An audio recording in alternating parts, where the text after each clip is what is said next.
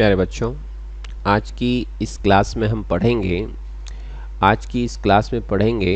कि कोई भी इक्वेशन दे रखी है उसको एग्जैक्ट डिफरेंशियल इक्वेशन में कैसे बदला जाए। Equations reducible to an exact differential equation, अर्थात जिन इक्वेशंस के अंदर अगर आपके पास में del M upon del y और del N upon del x बराबर नहीं हो तो उसको एग्जैक्ट डिफरेंशियल इक्वेशन में कैसे लाया जाए।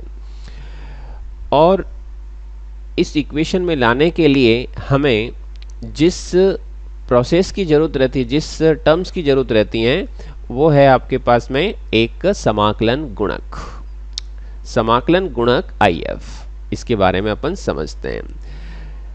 इंटीग्रेटिंग फैक्टर क्या होगा, समाकलन गुणक क्या है? x और y का एक ऐसा फलन जिसे अपन दी हुई अवकल समीकरण से क्या करवा दें? गुणा, मल्टीप्लाई।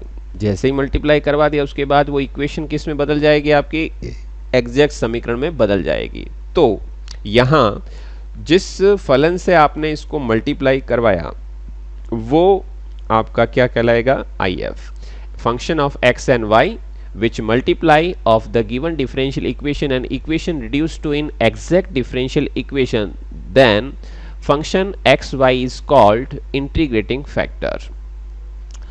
तो अब ये इंटीग्रेटिंग फैक्टर जो IF है वो अपने लिए महत्वपूर्ण हो जाता है, क्योंकि जो इक्वेशन आपको एग्जैक्ट नहीं मिलेगी तो वहाँ पे हमें किसकी ज़रूरत पड़ेगी? IF की, क्योंकि IF एक ऐसा फंक्शन है जिसको जैसे ही आप इक्वेशन से मल्टीप्लाई करेंगे तो वो इक्वेशन एग्जैक्ट में आ जाएगी। तो यहाँ हम इस क्लास में IF ज्ञात करने की विधियाँ सीखेंगे, जिसमें IF ज्ञात करने की सबसे पहली विधि होती है निरीक्षण विधि, यानी bye inspection method. Inspection method को इस तरह से अपन समझते हैं कि जब अपने पास में जो इक्वेशन एग्जैक्ट नहीं है तो उस इक्वेशन में आप ढूंढिए। क्या ढूंढना है? अगर आपके पास उस इक्वेशन में x dy y dx की टर्म अगर मौजूद है, ठीक है, तो आप लोग क्या करें? आप देखो यहाँ पे विचार करिए। जैसे अगर ये टर्म्स दे रखी है तो क्या करना है? x dy y dx। तो हमने डिफरेंशिएशन में u अपॉन v का फॉर्मूला पढ़ा होगा। तो उसमें क्या होता है, जैसे अपॉन में जो भी टर्म्स है वो यहाँ पे छोड़ देते हैं और फिर आगे वाली टर्म्स का डिफरेंशिएशन उसको छोड़ के पहले वाली का डिफरेंस मीन्स यहाँ पे एब्सेंट है। तो अपने को यही चीज़ यहाँ पे देखना है, इंस्पेक्शन यही करना है। क्या करना है कि यहाँ पे मुझे क्या रखूँ तो ये पूरा का पूरा एक फॉर्मूला बन जाए, ठीक है। तो मैंने यहाँ पर देखो x है ना यहाँ पे, तो मैंने इसको x² से डिवाइड किया। तो अपने पास ये वाली जो टर्म्स बनी है उसको देखते हैं अपन। ये एक पूरा फॉर्मूला बन गया। किसका फॉर्मूला बन गया? देखिए, differentiation of y upon x का, differentiation of y upon x में जब u अपॉन v का फॉर्मूला लगाओगे तो यही टर्म्स आएगी, और इसको अपन शॉर्ट में जैसे ये लिख दिया।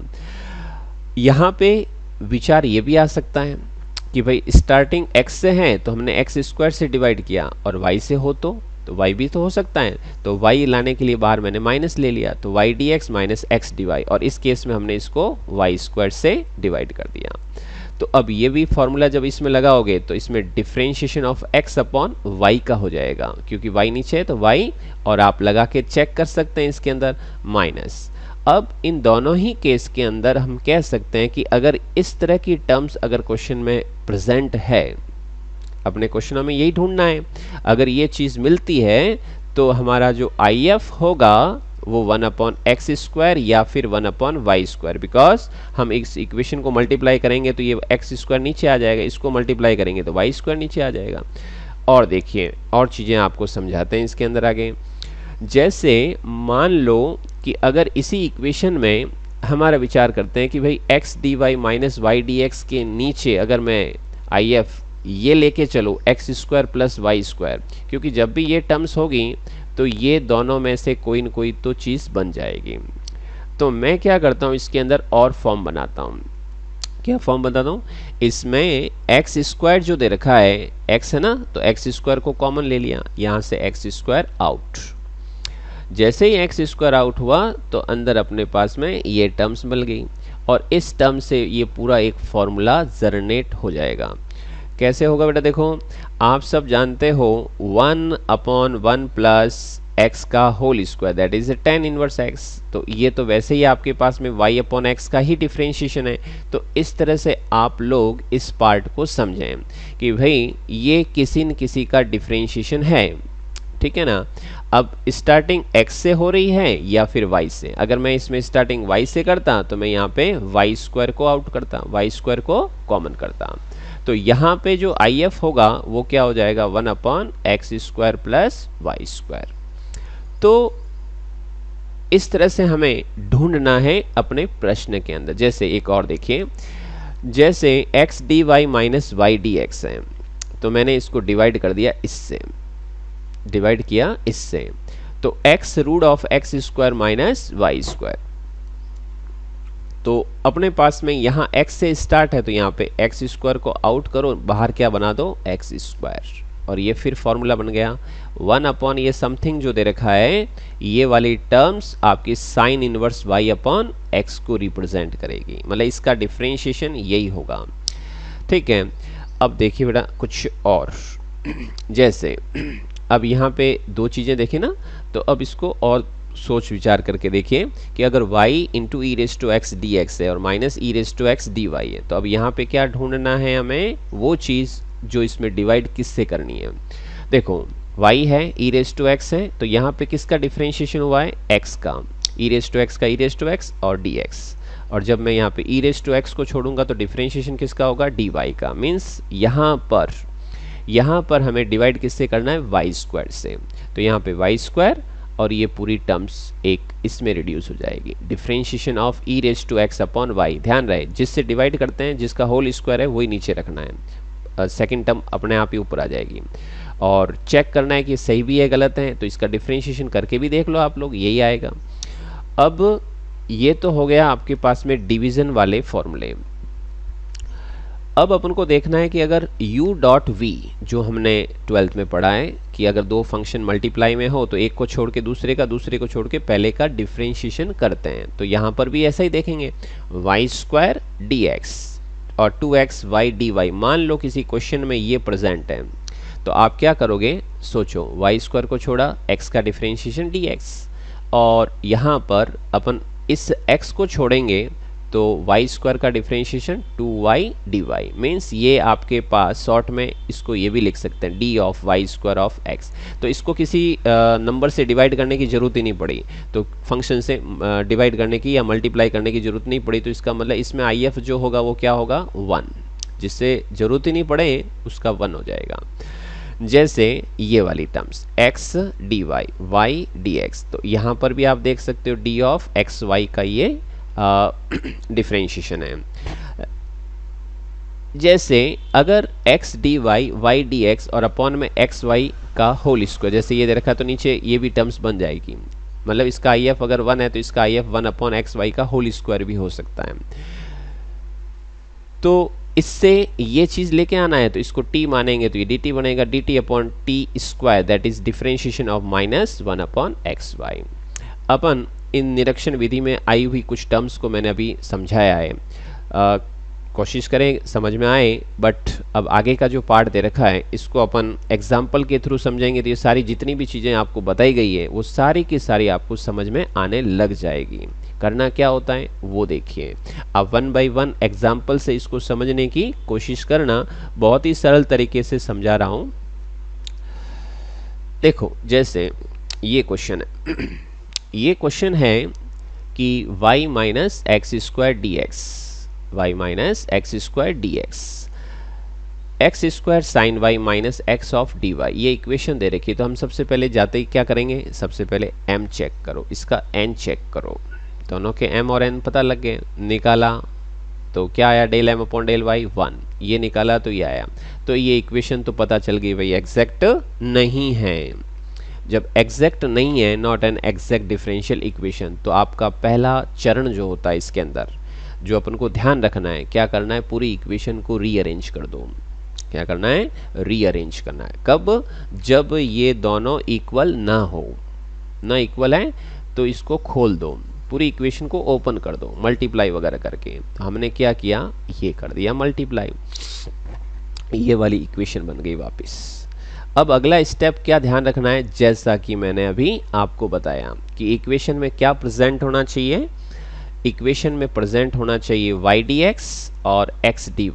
तो ये आपके पास में इस तरह का एक जोड़ा बन गया, ठीक है, ये आपका एक जोड़ा बन गया। तो हमने इसको अलग कर दिया। आपको IF जैसा कि मैंने अभी इससे पहले स्टेप्स बताए थे, तो उसमें हम किससे डिवाइड कर रहे हैं, किससे डिवाइड कर रहे हैं, तो ये चीज़ आपको दिमाग में नहीं कि मन से आपको डिवाइड करना है, ये क्वेश्चन में ही मिलेगा। और वो कैसे ढूंढना है वो आप देखिए आगे।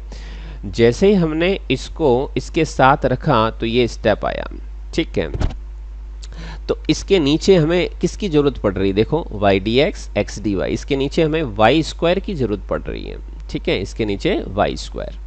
अब या तो इसके नीचे y स्क्वायर हो, अब देखो इक्वेशन में कहीं y स्क्वायर दिख रहा है, नहीं दिख रहा है, हमें तो ये दिख रहा है कि यहाँ पे x स्क्वायर जो है वो जोड़े में आ रहा है, मीन्स x स्क्वायर को आउट करेंगे तो अपना काम बन सकता है। पर काम कैसे बनेगा कि भाई x स्क्वायर यहाँ पर बाहर आ रहा है तो इसको नीचे डिवाइड करेंगे तो हमारे पास में शुरुआत किससे होनी चाहिए, x से होनी चाहिए। कोई बात नहीं, ले आएंगे, कैसे लाएंगे, इसको आगे इसको पीछे कर दो तो उसका रीअरेंज हो जाएगा। देखिए और आगे मेरे पास y dx minus x dy और प्लस में ये x स्क्वायर कॉमन, सोच के विचार के देखा कि भाई मुझे यहाँ पर जो है डिवाइड तो मुझे y स्क्वायर करना, लेकिन y स्क्वायर मौजूद नहीं है, लेकिन x स्क्वायर एक्स्ट्रा है, बिकॉज ये पूरी टर्म्स क्या है, इंटीग्रल करने जैसी हैं। इसका भी हो जाएगा विद रेस्पेक्ट टू y, इसका भी हो जाएगा, लेकिन ये फ्री है, ये यहाँ पे इसकी ज़रूरत नहीं है, इसको हटाना है। इसका मतलब हमें IF क्या मानना होगा, 1/x स्क्वायर। ये कब हटेगा, ये जब तभी हटेगा जब इसको x स्क्वायर से क्या करेंगे, अपन डिवाइड करेंगे, इसको हम डिवाइड करेंगे।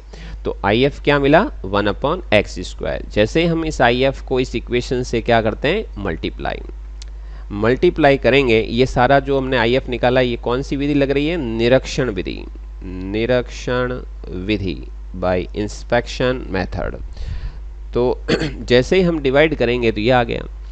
अब देखो बेटा इसमें आगे यहाँ नीचे x स्क्वायर है लेकिन शुरुआत y से है, तो क्या करें, इसको आगे ले आओ माइनस। अब ये आपका एक फॉर्मूला बन गया, चलिए x dy minus y dx upon x square, this is differentiation of y upon x, मतलब इसका डिफ्रेंशिएशन करेंगे तो ये आएगा, तो इसकी शॉर्ट फॉर्म ये बन गई।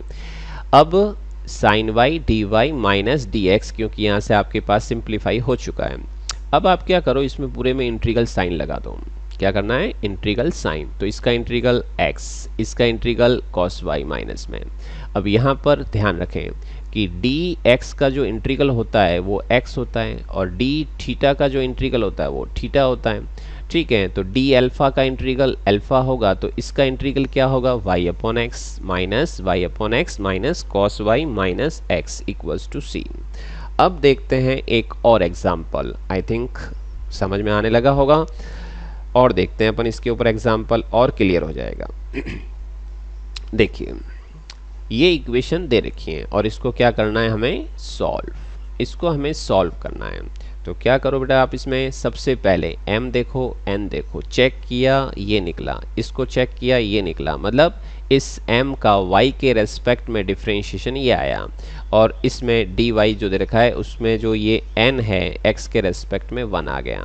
क्या ये इक्वल है, नॉट इक्वल, ये दोनों बराबर नहीं है। तो इक्वेशन कैसी हुई आपके पास में एग्जैक्ट वाली नहीं है। तो हमें क्या करना होगा, इक्वेशन को ब्रेक कर दो, इक्वेशन को तोड़ना है, रीअरेंज करना है। जब कभी भी हमें ऐसे क्वेश्चन मिले पहला स्टेप ही इसी से शुरू करना है। निरीक्षण विधि में यही काम करते हैं, पूरी इक्वेशन को तोड़ दो, एक बार बिखेर दो, फिर उसके बाद अपनी सुविधा अनुसार उसको अरेंज करो और उसमें किस चीज़ की ज़रूरत है जिससे वो क्या बन जाए, एग्जैक्ट, बस वही IF है। तो यहाँ पर हमने देखा y dx और x dy दो टर्म्स मिल गई, पकड़ के साथ में रख दो इनको ऐसे, और x cube y cube dx ये आ गया। अब देखना बेटा आप लोग ज़रूरत कहाँ है और किसके नीचे ज़रूरत है।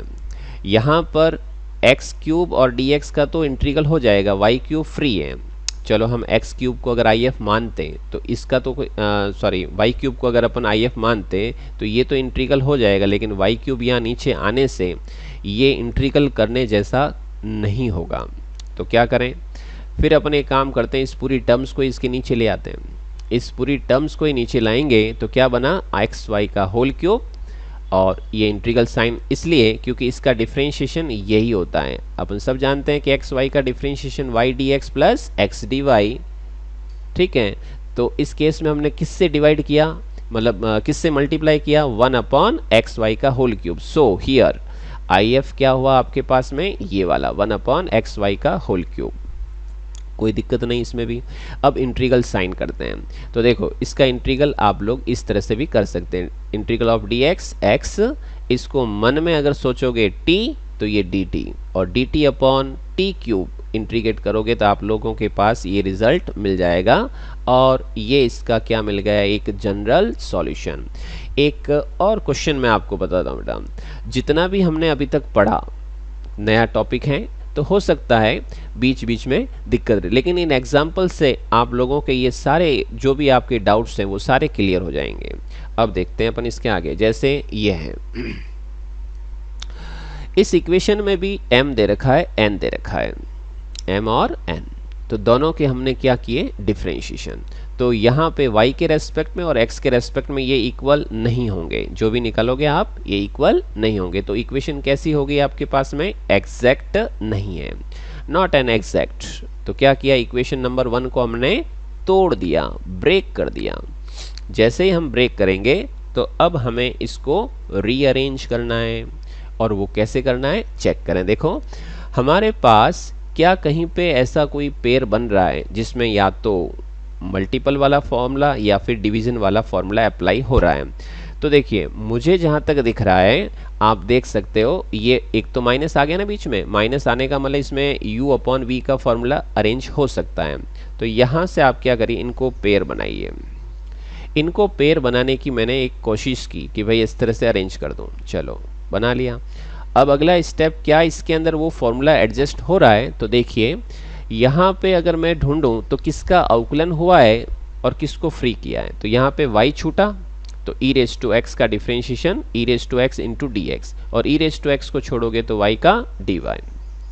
ओके, इसका मतलब यह है कि इसके नीचे मुझे ज़रूरत रहेगी किसकी, क्योंकि y छूटा है तो इसके नीचे y का होल स्क्वायर। अगर e रेज टू x की अगर टर्म्स छूटी होती और y का डिफरेंशिएशन पहले होता तो उस केस में अपने को उस डिवाइड उसको करना है जो अपन को डिवाइड करना है। तो यहाँ पे आपके पास में ये जो y स्क्वायर है ये एक्स्ट्रा है, क्योंकि y स्क्वायर अगर अपने पास में यहाँ से हटा दिया जाए तो 2x dx इंटीग्रेट हो जाएगा। इसका मतलब इसकी ज़रूरत यहाँ नहीं है, तो इसकी ज़रूरत कहाँ है, इसको भेजिए इसके नीचे, तो अपने पास में y स्क्वायर आ गया। इसका मतलब आई एफ क्या हुआ, 1 upon y square, I F equal to 1 upon y square. जैसे ही हम इस आई एफ का काम इसमें यूज़ करेंगे, इसमें काम में ले लेंगे, तो आपके पास नई इक्वेशन कुछ इस टाइप से मिल जाएगी बच्चों। जब ये इक्वेशन मिली तो 2x का integral with respect to x करना है, और इसको शॉर्ट फॉर्म बना दीजिए। ऐसी फॉर्म बनाते हैं तो उसको शॉर्ट फॉर्म में लिखना है। तो शॉर्ट फॉर्म क्या बनाओगे, differentiation of e raise to x upon y, ठीक है, और इंटीग्रेट कर दीजिए। इसका इंटीग्रेशन आपके पास में ये, और इसका इंटीग्रेशन ये आ जाएगा, क्योंकि डी थीटा तो थीटा, डी अल्फा तो अल्फा, डी एक्स का एक्स, तो इसका क्या हो जाएगा, यही टर्म्स